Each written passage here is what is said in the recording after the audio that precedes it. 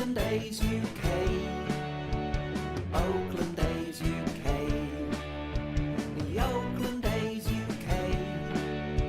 The Oakland A's UK.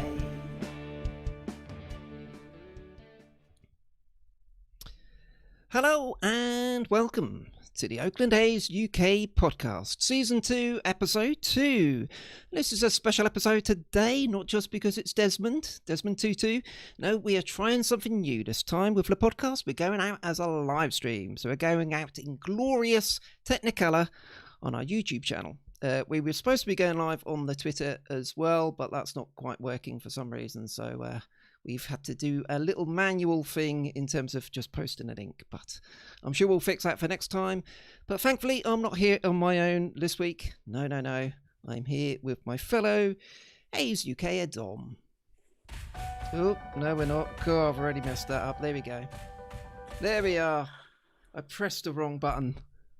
Am I here now? You're Have here I arrived? Now. Yeah, I pressed the intro video again. You see, I've got a fancy thing where I press the buttons and I hit the wrong button. You know, trained monkey. It's all right. We're getting all of these teething things out of the way now. Yeah. Before our plans for world domination kick in. Something like that. Yes. Anyway, how are you doing, Dom? I'm good, thanks, Matt. Good. Well, other than all of the baseball news and the COVID other than news all of the baseball news and all of the global news, and Yes. yeah, I mean, just ignoring everything, I'm fine. That's pretty much the way we have to be right now, isn't it? Yes, so hopefully people are watching live because we've decided to do this one as a live stream. We expect some A's fans will be chipping in with some comments because this comes following the news that broke overnight in America and a pretty nasty news for us to wake up to this morning here in the UK that both Marcus Semien and Tommy Stella are moving on. They're joining Liam Hendriks as valued A's free agents who are clearly much more highly valued by other teams trying to win than the billionaire John Fisher's A's. So we'll be looking at all the deals that those players have signed, what the current state of the A's is, and what on earth the team might try to do to plug these gaping holes. So if you do want to join in with all of the chat and all of that sort of stuff, if you're watching live, then you can do that via the YouTube chat. We'll do our best to keep an eye on what's going on there. And if you're listening back via the podcast, because we're hopefully going to be putting this on the podcast too, please let us know your comments afterwards via Twitter at Oakland Day UK. And if you've not already done so, please consider subscribing to the YouTube channel because, Don, we're planning to do a few regular live streams, hopefully maybe a couple a week once the season gets here, if the season ever gets here, of course. Yes, well, fingers crossed. I'm sure we'll come back to season plans, but hopefully if these live streams are popular, the plan is to do pre or post game live streams. So probably pre-game ones when the games fit at UK friendly times, and perhaps setting our alarms and waking up to do post game ones when the games are at Pacific friendly times. Absolutely. And we've ambitious plans to rope in some people in Oakland and on this side of the pond to help us analyse games that are either coming up or have just been played. That's a very good point. Oh dear, I don't know what's happened now. What has happened? Never mind. Oh no, I've done the bloody intro again. This is. Are we still live? We are still live. Don't worry about being live. It's just I'm pressing the wrong buttons. I was meant to press escape. Anyway, what I was trying to do was refer to a comment from This Is Carl. So we know who that is. Hello, Carl. Always nice to have you chipping into the A's UK fun. It says, "This is a torturous feeling." Hang on, I haven't read it yet. Let me read it. No, we're okay. Right, I'm okay to read it out. I nearly fell for that one, Carl. "This is a torturous feeling we get as A's fans each off-season, knowing the best talent we have a fair chance of being traded, leaving in free agency. Ain't that the truth, Dom?" Yeah, absolutely. I think I don't know how others will feel, but with more so with Hendriks and Semien, it feels like those guys developed. They became top prospects in Oakland. And actually, I mean, we'll come on to it, but it also feels like Semien hasn't been given top prospect money in a way that Hendriks very clearly was, which makes the whole ordeal even more frustrating on Marcus. But we'll come to all that, I'm sure. We'll come to that, yes. Well, that's a good way to lead on. Look at you, like a pro, Dom. Just throwing it segue. on, seamless segue into Marcus Semien. So this is the first one. The first bit of the most disappointing news being our beloved shortstop is no longer ours. He's just like Josh Donaldson, unfortunately for us. We're going to have shortstop. Well, yeah. Well, no, he's going to be playing second base, isn't he? That's interesting. Yeah. So Josh Donaldson, we had to put up with him winning an MVP with the Toronto Blue Jays, and he wouldn't completely back Marcus Semien from not doing it too. As you said, Dom, real frustration because we'd spoken previously in a podcast that it looked most likely Semien would be going. But that was on the basis of a multi-year deal, the sort of deal that the A's, would struggle to meet. But to not re-sign Semien when he actually accepted a 1-year offer is difficult to take on board, really, because you can only look at it as a fan and think, well, there's no way we couldn't have done that deal if we wanted to. Yeah, no, I think that's what I was alluding to before. It's so frustrating because the hope when we discussed this in our last podcast was that he would want a 1-year deal to rebuild his his value. Yeah. Clearly, he's worth more than what he's being paid right now and should be getting a longer term deal. He's had a bit of an off season in terms of it was a short season. He wasn't as fantastic as the year before. I mean, he's still obviously a top prospect, or rather a top talent. And I think the issue there is that if it is only going to be a 1-year deal and at relatively cheap, I think it was $18 million. Yeah, appreciate 18, that. Fisher probably doesn't agree with me that that's cheap, but it is for Marcus Semien. He's an excellent fit. He fits in with the team. He fits in with the local fans. He's done an enormous amount out there for the community. Yep. We've just turned our back on one of our own. We've, homegrown. I know he wasn't technically homegrown, but he developed in Oakland. We lived with him through the dropped catches and the missed. Yeah. And it's just hugely frustrating. It is, yes. And I think we're seeing that pour out on Twitter, to be honest. We certainly are. Yep. People are very unhappy. Very, very unhappy. There's a petition. We'll probably come back to it at the end, but there's a petition to sign and to show your support for John Fisher selling the team. Perhaps we'll cycle back to that as well towards the end. But I don't think we're alone in waking up to the news and just despairing. No, I can give you another comment from Carl.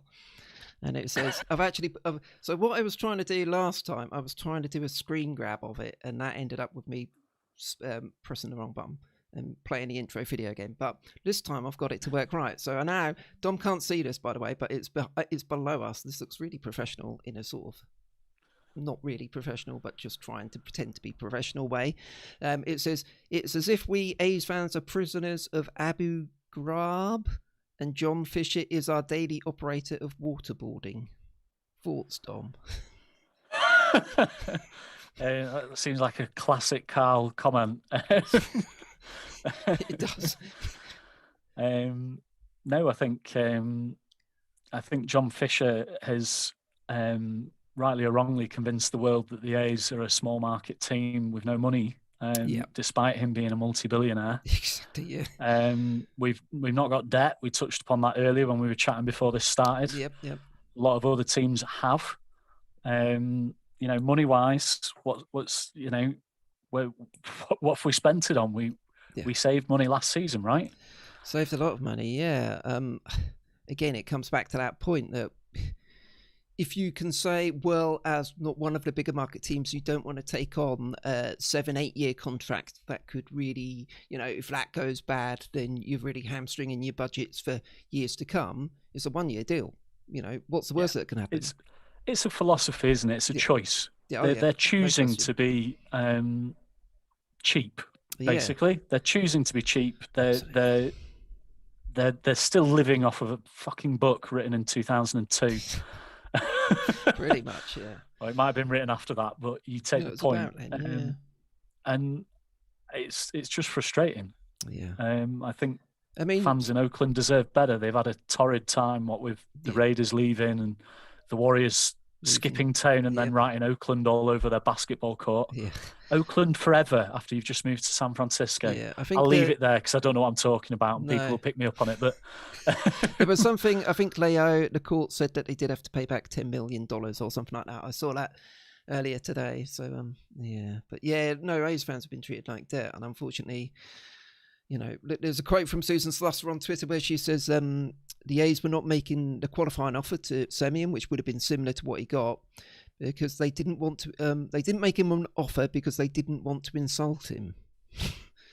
Which is basically, we've not really got any money, so rather than say, will you come back for $5 million, they decided not to offer anything, which this goes back to middle of last year when Fisher decided that they would stop paying minor leaguers and lots of staff and scouts and things like that would not get paid or would be furloughed. And it was reported widely by Susan and other people that the front office, people like David Forst and all of those guys who know how loyal the staff have been to the A's. They're not the best paid organisation. You know, these people are stuck through the organisation through thick and thin, and they were really angry about it. That they were the ones who had to deliver that message to.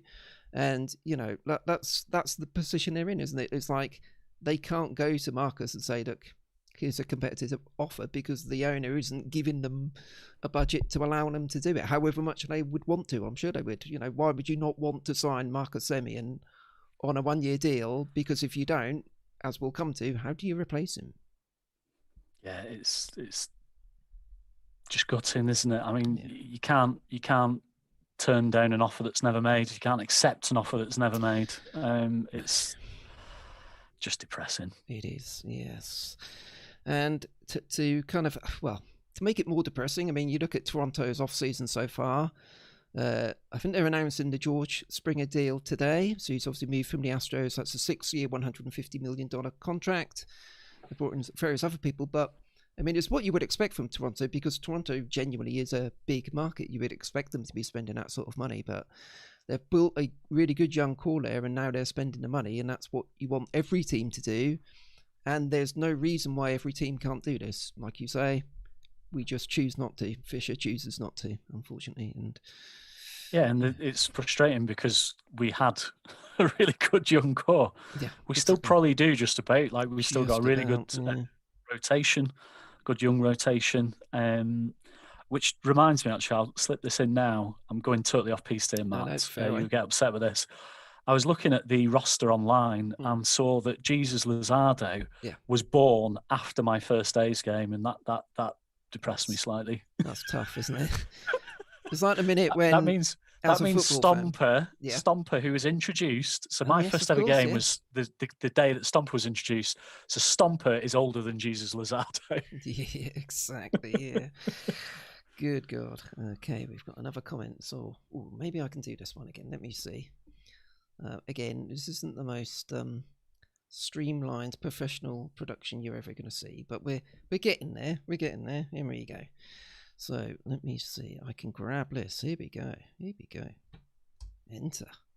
And now, if I press a couple of buttons and I press the right buttons rather than the wrong ones like I normally do, we can see a comment from Laura Cat. Hello, Laura. We've yes, you've joined us on a Zoom watch along before, so nice to hear from you. So, hiya. This is so disappointing, and yes, I agree with Dom that they are being cheap. Big mistake they made with Semien.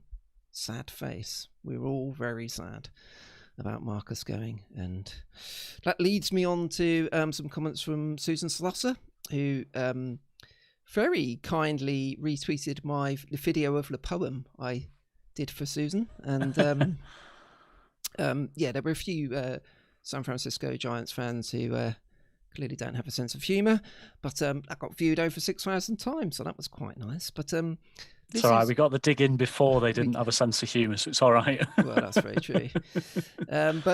So for Dom's benefit, I'm just bringing up Susan's tweets on the screen now for and in fact for the podcast listeners' benefit, because obviously they won't be able to see them either.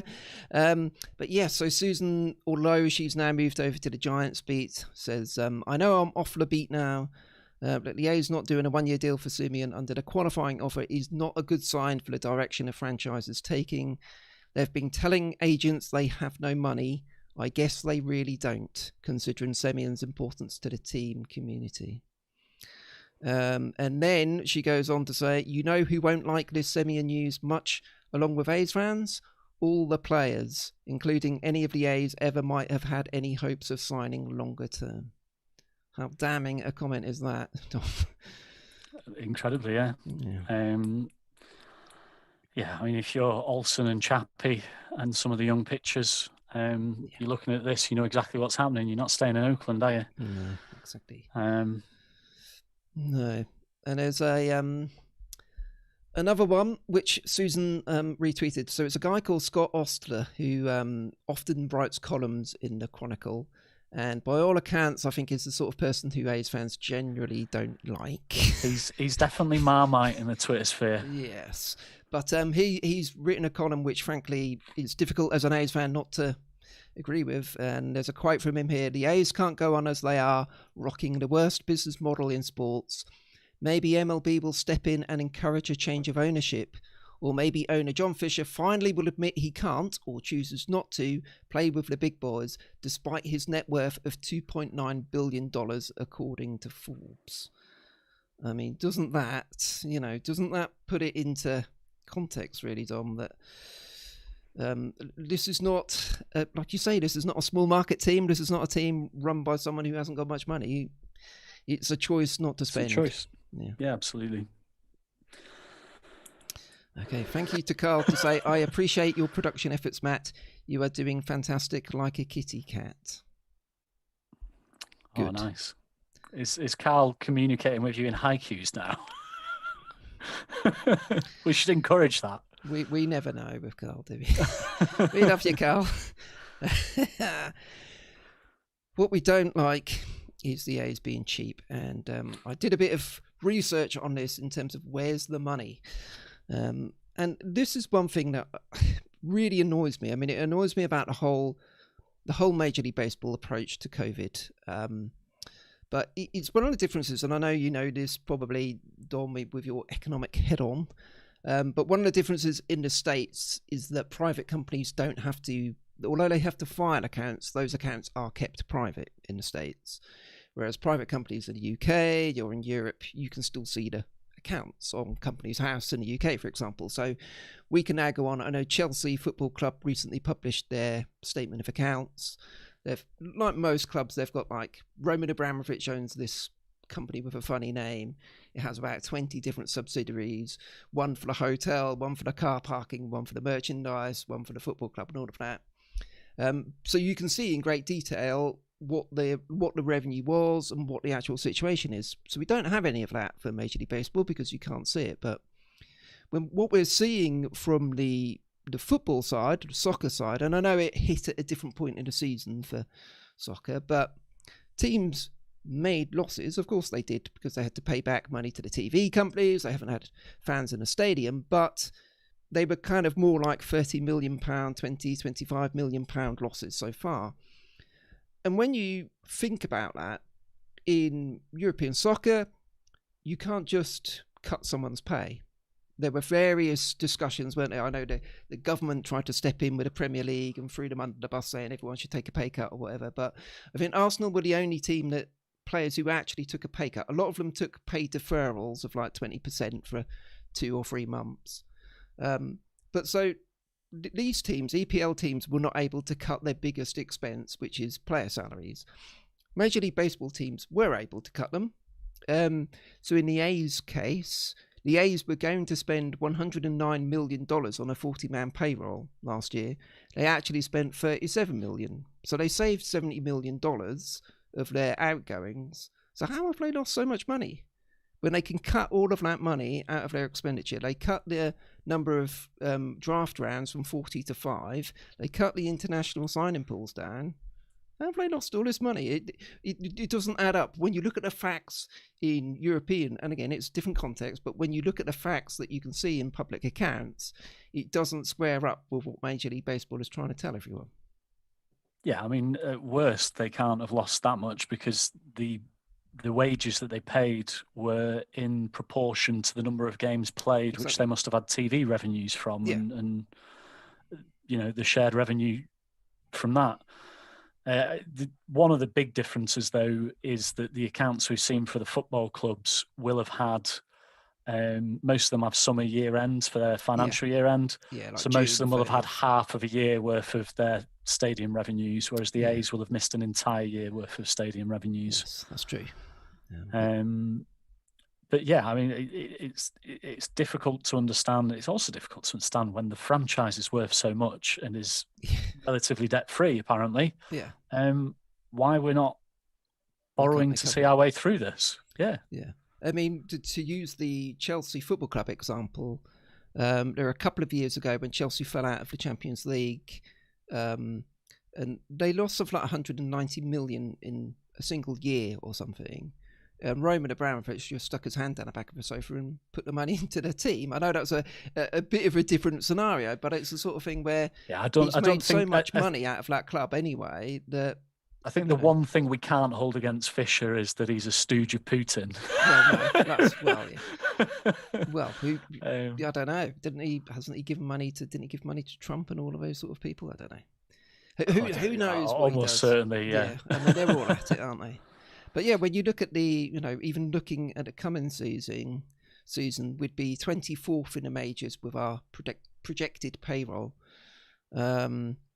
So our 40-man payroll would be about $90 million currently. That hopefully will go up a bit with us actually signing a couple of players who, you never know, we might do something rash like sign a good player. But then if we compare that to the Astros, they're on 196 million, so basically 100 million more than us. Angels 185 million, so again, basically 100 million more than us. White Sox 164 million, Blue Jays 143, Red Sox and Yankees are both 200 million. So, we're well behind. It's not like we're 20 million behind. We're not even competing. And I think that then comes back to the situation with Semien, where we didn't even put in an offer for a real quality player that would make a huge difference to a team that's in win now mode, and we only had to commit for 1 year. If he would take that 1 year deal from Toronto, surely he would have taken that 1 year deal from a place he knows. He's happy here. He'd play shortstop, and he could, surely he'd feel more comfortable rebuilding his value in a 1 year deal here than go into Toronto. We don't know where they're going to be playing and all of that stuff. Oh, yeah. It's maddening, isn't it? It's the Buffalo Blue Jays, right? Something like that, yeah. And he's got to move position. Yeah.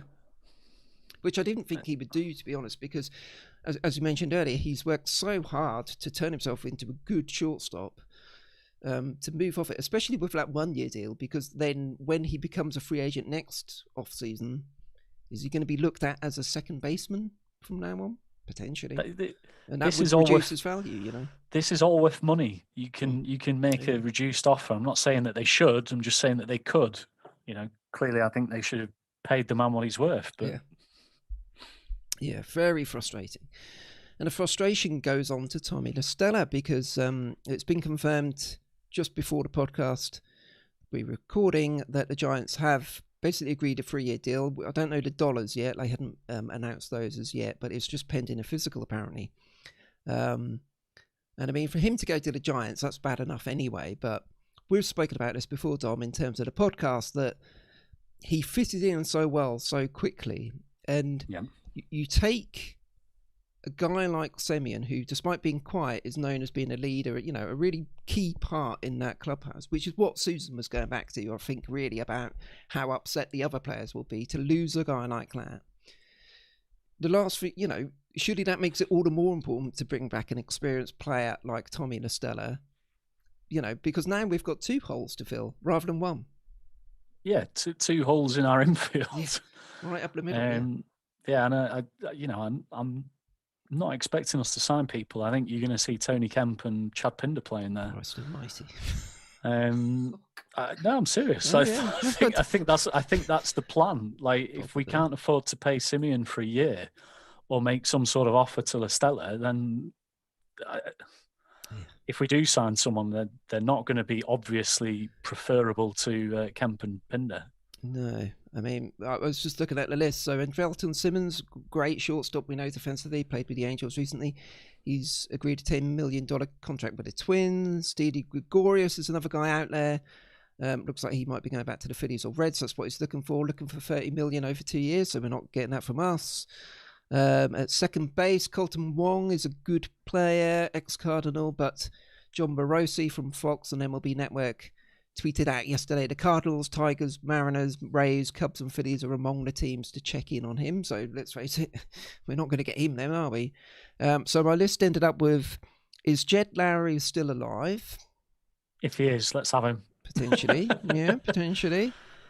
Because his contract with the Mets ran out at the end of last season, so he is a free agent. He's been injured the last 2 years pretty much, so that would be a risk. But maybe not a risk if it's like on an appearance based, a small base salary and then incentives for how much he plays and things like that. He's an experienced player, knows the club well. That might work. Eric Sogard is out there as a free agent, I believe. Nerd Power coming back to the Coliseum. I'd love to re-sign Sogard. Okay, we'll put him down. The other name I put down was a joke name.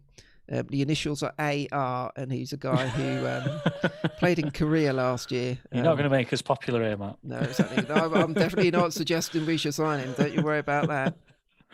You'll reopen old wounds about trades and all sorts. Yes. Oh, God. Anyway, hello to Toscano Anderson Uber Alez. No idea who he is, mate. This is the same person who's done Mark Canna, Uber Alez, Tommy and Stella, Uber Alez in previous chats. So always grateful for you checking in, even though I don't have a clue who this bloke is. Toscano Anderson, is he by the looks of the image, he might be a basketball player. Let me know. Let us know. Tweeted us, yeah. I am keeping an eye on Twitter. So far, we've not had an awful lot. Okay. Laura has just, oh dear, I'm really sorry, Laura. Laura has just put, what? I didn't hear about Stella yet. He was good for us last season and great potential. Yeah, sorry to break that news to you, Laura. Yes. Oh, we didn't really record this in a way that it was breaking, did we? No, that's true. It wasn't gentle in any way, shape or form. No, sorry about that. Yeah, no, it looks like he's going to the Giants on a 3-year contract. Don't know for how much, but doesn't really matter. Okay, yeah, Toscano plays for the Warriors. Fair enough. So I told you I knew too little about basketball. We don't really follow basketball. We are now die-hard hockey fans, aren't we, Dom? To the point where we call it hockey, not ice hockey. That's how proper die-hard we are. Yes. Anyway, nice to hear from you all on the chat. Anyway, the other guy we need to go back to, and we'll cover it a bit more in a future podcast, I think. But Liam Hendricks, I know that was a while ago now, but again, another one where he really, really felt like a part of the team. Unlike some of the comments we hear, I mean, I know we talked about Matt Chapman, so sometimes it's a bit disrespectful. Well, very disrespectful to fans. Yeah, like Hendricks doesn't make comments about the stadium being empty. Neither did Semien. These guys were linked in well with our fan groups. Yeah. They were respectful of the city. They were involved in the community. Exactly. In a way that Chappie, I'm wearing his number, so I don't hate the guy, but in a way that he will, I'm sure, grow up and be whenever he moves on to somewhere. Yeah, I mean, that's pretty obvious, isn't it? But yeah, so Liam, a really good guy. We all knew the A's were not going to keep him as a closer because he'd get a good deal out there. He was clearly the best relief pitcher on the market, and he got a lot of money from the White Sox. Let's be honest, $54 million guaranteed.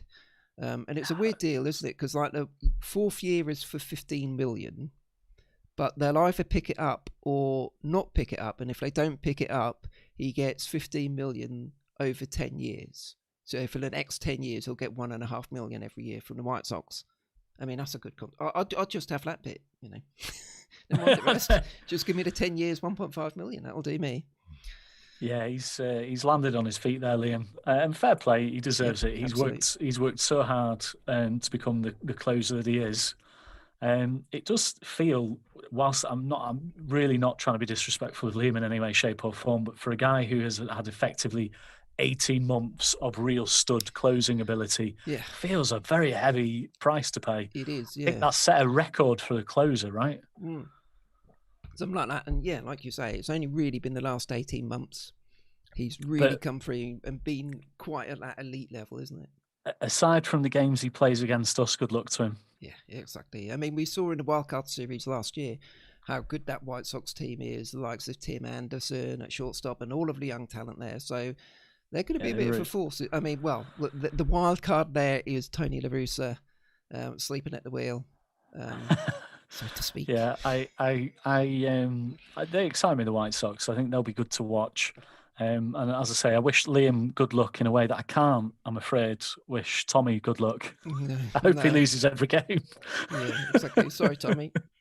We loved you, but you left us. So, yeah. Although it wasn't his fault they left, probably, because we probably didn't even put in an offer. But yeah, true. Yeah, there we go. That isn't why I hope he loses every game. It's because he's gone to the Giants, just to be clear for anyone that didn't put 2 and 2 together there.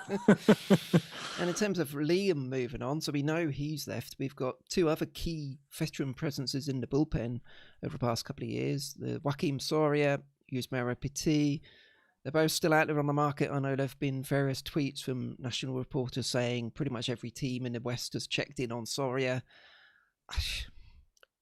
To lose all of that experience, I know you can always bring through young pitchers to be in the bullpen, but to lose all of that experience from the bullpen, 3 key experienced members of the bullpen, that would take some digging out of a hole. That would. Yeah, no, absolutely. I do worry that it will come to fruition though. Yeah. Fears as well is not re-signed yet. No, he did. In fact, just before this podcast recording, the San Francisco Chronicle have tweeted out they've got a report with him. They've interviewed him today, apparently. And he said he'd love to come back, which probably tells you that he's desperate, I suspect. Because if he'd love to come back to the A's, it's like, well, no one else is going to pay me any money, so hopefully I'll still be able to fit into the A's budget. I mean, I wouldn't mind it because, yes, we've got some really good young pitchers there, but you can never have it. I know it's the same old saying, but you can never have enough good pitching. And, we should just re-sign him for the needle that it'll cause during the Houston series. I mean, that might be the only thing we've got to look forward to this season is winding up Astros fans. So, yeah. Oh, dear. But yeah, so that's really the A's news that we've got to catch up on. Semien's gone. Stella's gone. Let's talk about happier things, Matt. Let's talk about the prospects for the coming season, i.e. actual baseball games. Is that happy? I mean, well... Yeah. Okay, well... Well, I'd still rather watch us if we're shit than not at all. That's very true. Very true. And I hope... I've resigned myself to being very unlikely to be able to visit Oakland this year. Yeah, but I hope for all of our friends out there that they get back into the Coliseum. I know a lot of them are really missing it, and not just the sport, but the companionship of their fellow fans. That's the thing about this bloody virus, is that it splits you up from your friends. I hope for their sake they're back in there soon. Yeah, safely, obviously. Safely, of course. Yeah. So, I mean, the starting point is spring training, so that's still somewhat up in the air. The Cactus League representatives have said they would like it to be delayed because of vaccinations and things. I'm not sure delaying it a couple of weeks would really make a difference. I know we spoke about this the other day, Dom, that even just in a normal year, having 30-odd spring training games doesn't really seem necessary anymore, other than for the cities that have spent a load of public money building spring training facilities for teams. They could easily do it in a safer way, get ready for the season by just doing training and then maybe doing 8 games at the end of spring, rather than cutting people all over Arizona or all over Florida, just playing totally meaningless games. So you would think that would get reorganised. I guess it comes back to whether there's going to be any fans, because if there is no prospect of fans, then to an extent, I guess they can do what they like. But if Arizona and Florida are hopeful about maybe bringing in some fans, then they will want to play the games. I don't know if Carl's still on the line, and his contacts in Arizona, he may be able to give us the lowdown as to whether it's likely that spring training games will go ahead in Arizona with fans in attendance, but seems unlikely to me. Tom. I can't get past that. This should be fairly simple to find a resolution to if people were genuinely interested in getting the game going. They just need to meet. They need to discuss how it can be done safely, and just reduce the risks wherever they can. Yeah. So increase the number of games that you hold locally. At the end of pre-season, you always have a couple of local games, right? Make that a week of local games. Just do a week in Arizona. Also, think about whether it just needs to be in Arizona and Florida. Last season we had what? Three sort of divisions almost. Yeah. Do we go down the route of 3 again? Yeah. And if we go down that route, do we segment spring training in a similar way? Exactly, because they're still, the schedule, because they released the schedule for this coming season like in about August, didn't they? Oh, They like released August, it really yeah. early to try and sell some tickets. Before last season had started. Yeah, pretty much, yeah. And, that is still showing up as a standard season going all over the shop, and it just doesn't make any sense to me. Why wouldn't you just do what you did last year and have West, Central, East? I know that's still not perfect with travel, going to Houston and Texas and all that sort of stuff, but it's much, it would seem to be much more sensible. But it comes back to the big disputes between MLB and between the union, and nobody wants to give an inch. That's what it seems like. And frankly, I can understand it from the player's point of view, because there's such a big lack of trust towards the owner's intentions. Yeah, no, exactly. It's the owners. It's not just Fisher on this occasion, but it's all the owners, isn't it? They don't make things public. They hide things. They deceive. I mean, it really is horrible Scrooge McDuck-like behaviour, isn't it? Surely it's in your interest to get a game on. You would think so. These franchises won't be worth what they're worth if you continue to bury the sport. It's in your best interest long term, I assure you. Get the game on, but do it safely. And that's the thing. I know the season ended up on the worst possible note with what Justin Turner did with the Dodgers when he found out he was positive and then still came on the field to celebrate. But, other than that, there were 2 outbreaks with the Marlins and the Cardinals, which clearly they learned a lot from. And that's fair enough to an extent. Everyone was going blind to a certain extent in terms of what would really work. But from that point onwards, the number of positives were really low. There were many weeks with no positive COVID tests. Where they did get them, it was just 1 or 2. So they showed that they can do it. And that's the real shame. It's whether there is the desire to want to do it that way with no fans in the stadium and all of the protocols around making it safe. Yeah, I think that it's been shown in Europe now as well. If it's been shown that you can do sports safely, right? Yeah. So sports is not contributing to the numbers in any significant, meaningful way. Even at the peak of our second crisis in the UK, we had 20 players a week testing positive. Yeah. Which is 20 more than you want, but it's not a material number. It didn't, it stopped maybe 1 or 2 fixtures. Absolutely. So it's doable safely from a player perspective. B, we've also seen in Germany and the UK and in a handful of other countries that you can reasonably safely get a small number of fans back in. What are the parameters that affect the safety of fans? Well, it's not actually necessarily the capacity of the stadium, because you're not going to fill the stadium anyway. That's going to be the first thing. Yeah, it's more to do with the corridors, how open the space is. And actually, the A's probably have a stadium that's incredibly safe from that perspective, in that the Coliseum's completely outdoors, wherever you are. Yeah, you're never indoors in the Coliseum unless you're in a box. Well, sod them. Yeah. So, as they say. Yeah, I think the Coliseum could be set out to be fairly safe. And they could get some people in at some point. I mean, obviously, wait until the numbers are reasonable. I've not followed it as closely as I should have, so I don't know how bad it is in Oakland at the minute. No, I know our numbers are on the way down. So yeah, I was just going to say, Carl has got back to us on the Arizona situation, so I've just put that up below us on the screen.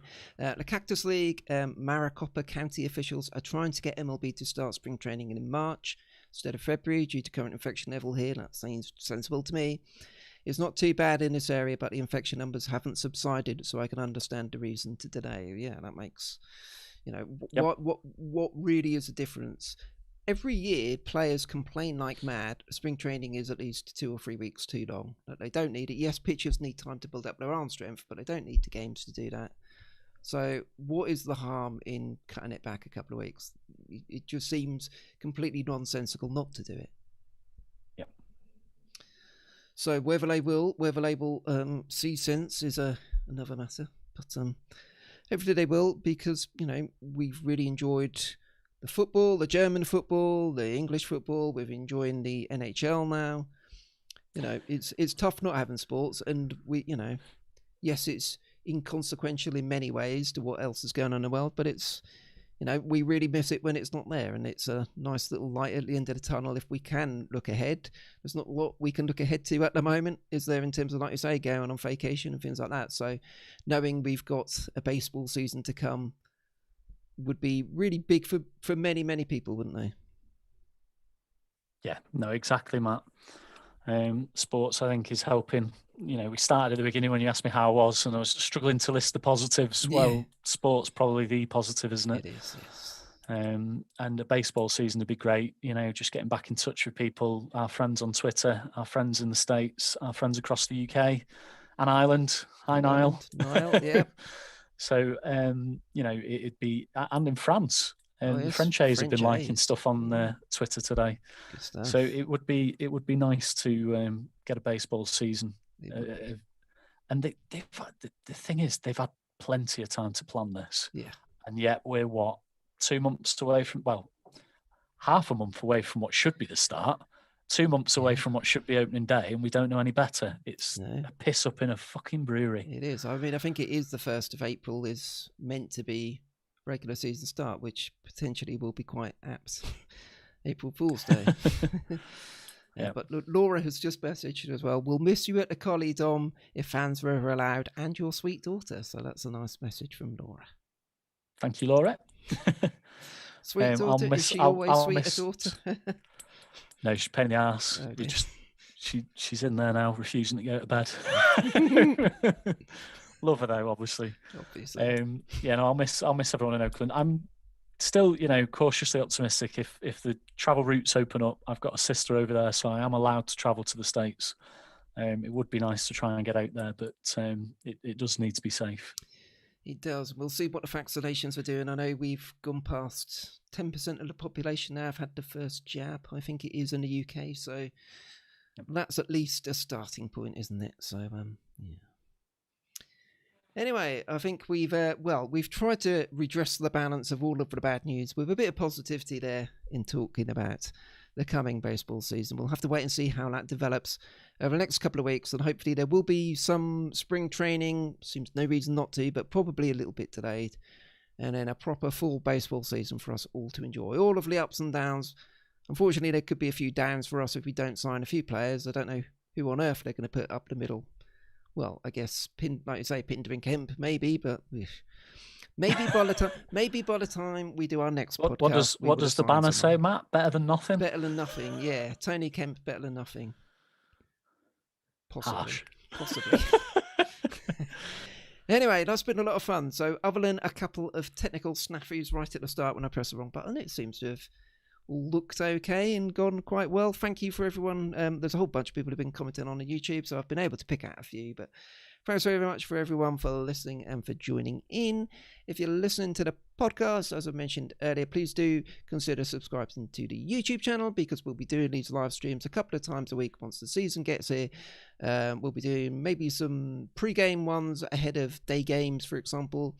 And maybe even, I've got this idea of late night, early morning, which is us doing one at about 7 o'clock in the morning our time, which would be 11 o'clock at night Oakland time. So the idea being, if it's a night game in Oakland, the A's fans, if they're not able to go to the games, will be logging on after the game. We'll be logging on, getting up in the morning, seeing what's happened in the game, finding out from you guys out there in California what happened. That sounds like quite good fun if I can actually get up in the morning. 7 o'clock isn't too bad. We'll set the alarm. It'll be fine. Sometimes the game's still going at that point. We'll be waiting. Yeah, we'll be watching. We'll be doing the commentary along the lines. Yeah, exactly. Yeah. Alternative commentary from Matt and Dom. Emphasis on the alternative, I think. Yeah. Anyone who's watched a Union game with me will know that that's probably not something you want. There may be a few swear words at least. Anyway, thanks a lot, Dom. Thanks for all the people on the chat. Laura saying good night, go A's. Yeah, go A's. Whatever happens on the field, we're all A's fans. We always will be. And there's always, if it's miserable, then at least we'll all be miserable together. How about that for a positive way to end? Last thing, if it suits your views, sign that petition. Oh, I yes, think sign the I petition. can't see that there's any harm in signing a petition when it's not really safe to go and protest. Exactly. It's the only real way that supporters can show a collective voice. Yes. So there is a petition against John Fisher's ownership of the A's. So have a look on Oakland A UK. Was it actually started by our friends at A's Fans Radio, or have they just retweeted it? I can't remember. They tweeted it a lot. Yeah. I don't know whether they started it. And the Twitter sphere seems a little bit split on it, but I just can't see that there's any harm. I mean, this If is you pretty... do nothing, you do nothing, don't you? Yeah, exactly. So there we go. It's a bit like voting. If you don't vote, you can't complain. You do vote, and you can still complain.